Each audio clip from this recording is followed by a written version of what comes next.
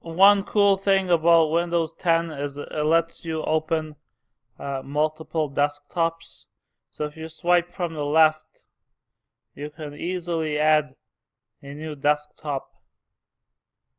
So a desktop is just a collection of programs that are running. So let's say you're editing videos on one side, writing a book on the second desktop, playing games on the third one. You can keep everything separated.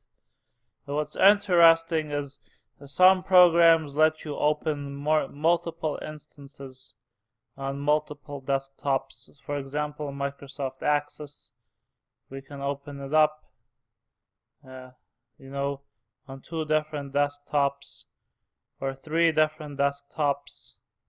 It'll open a new instance of that program, whereas an irritating program like Adobe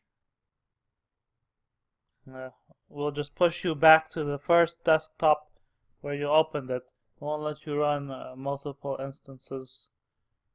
When you close a desktop, all the programs from that desktop get shoved onto the previous desktop, and when you close that one, they get shoved onto the previous one, and so on.